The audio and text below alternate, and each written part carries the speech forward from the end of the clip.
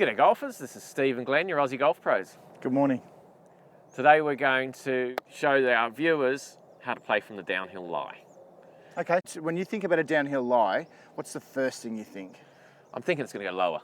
Okay. That's the first thing. If I'm approaching into a green, then it's going to skip on a little bit. That's And the first thing. the reason for that is because obviously we're on a incline, That's right. so it's going to de-loft our clubs, it's going to de-loft everything really, isn't it? Yeah, for sure. You've got, what club have you got there, Steve? I've got a 7-iron here. 7-iron, so that's going to give us the loft of maybe a 4-iron if it's steep enough. Wow, really Yeah, that much? It's going to Depending take on it the a lot. slope? Yeah, Okay. for sure. And the big mistake that I see a lot of club golfers make here is that they want to try and hit a 3-wood or a 5-wood or a 3-iron off of it. Yeah, and instinctively, when you've got such a long club, you're going to want to stay back a bit more on. Yeah, and we do see a lot of club golfers hit the grass first or then thin it if they don't hit the grass at all. So we're going to get Steve into a little bit of a different setup here so that he can strike the ball more cleanly, because that's our number one thing. We want to get a good strike. So we're going to run them through maybe 3 or 4 different points. Yeah. Set up normally for me, Steve. So we're heading in that direction there. Steve here normally has the ball position just ahead of middle. Yep. That's really difficult for him to strike the ball because of the downslope, so we're going to move his stance forward a little bit. So we're going to have So the from ball back in here, the so stance. for the golfer from here, would I set up sort of normally and then shuffle a little bit this way? Yep, Is that the way you that do can it? work. Okay. I don't even think about it these days because I've played it so often. And that's the thing I don't as well. Yeah. So when we're talking to these guys and trying to give them sort of step-by-step drills, we're often going, oh, what would I do here? Do you know what I mean? Yeah, definitely moving those feet forward a little bit, so we're going to have it back of centre rather than forward of centre. Okay. That can affect direction because the ball position's further back, the club face doesn't have as much time to square up. Yeah, I So feel a lot of bit shots open. squirt to the right. So we're going to aim to the left of our target. Okay. So our target's over that hill. So if you have your body set up maybe to the bushy tree there, Yep. and ball position back a little bit. All right. Now having that ball position back, it helps him to get the shaft forward slightly. Yeah. And the other thing that's going to help him get that shaft forward is to tilt the spine. So we're going to get more weight forward, going to tilt the spine so it's perpendicular to your slope. Okay, so I'm literally trying to get my spine tilting a little bit more to the target, which in turn will square my shoulders up To follow the slope. To follow the slope, okay. Correct. And this is all about trying to get better strike, because it's very easy to hit the ground first or thin it like we were talking about. There your setup changes. Back in the stance, aim a little bit left for a right-hander because it's going to squirt It's off. going to want to go right. Okay. And we're going to tilt everything forward, weight forward, spine forward so we can get better strike. Okay. Now, as we said, it's going to go lower.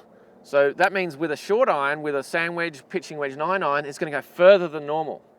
However, we tried to hit a 5-iron or a 4-iron off this lie, we're going to lose distance because it's just not going to get high enough. Trajectory is going to be much It's lower. going to hit into the hill. So if you've got anything to go over, like I'm going over bunkers here, you've really got to take your medicine and take something that's going to you've got to give be you the best realistic. result.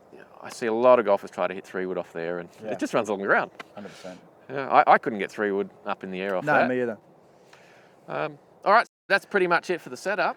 Now, what? Just quickly before I hit the shot, what are we doing with our weight?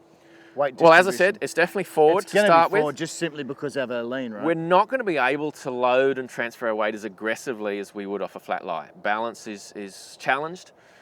We are going to lose probably a little bit of clubhead speed because of that, because we've got to make sure that strike is good. I know for me in the past, it's almost been a good feeling to almost feel like I'm doing that Gary Player walkthrough, that I'm actually Nothing wrong with that. walking through the shot, as I come down to keep that momentum moving. I'd much rather you did that than try to lift it up in the air and stay on the back foot, the hang back. Okay. All right. It's a good idea to have a practice swing just to get a sense of where you're going to brush the grass.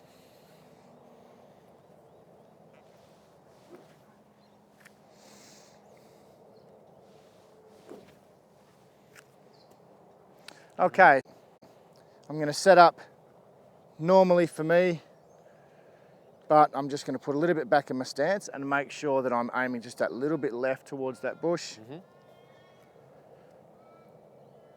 Spine a little bit forward. Brilliant.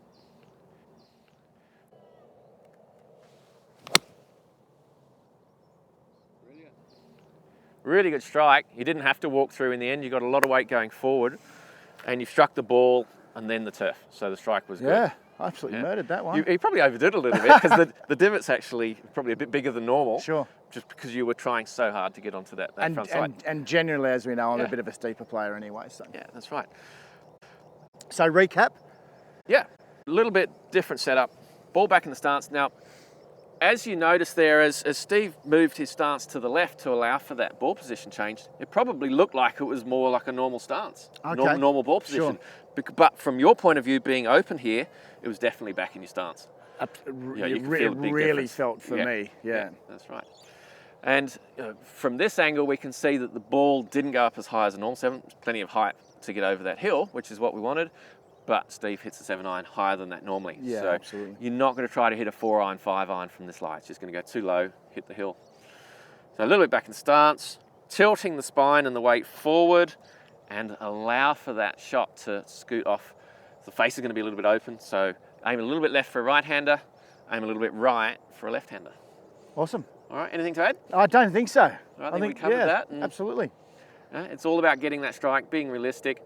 A short iron's going to go a bit further because it's going lower, we're de-lofting it, but a long iron or a wood, you're going to lose distance, and you might not even get it going. It might catch the rough Yeah. and go nowhere. So, Beautiful stuff.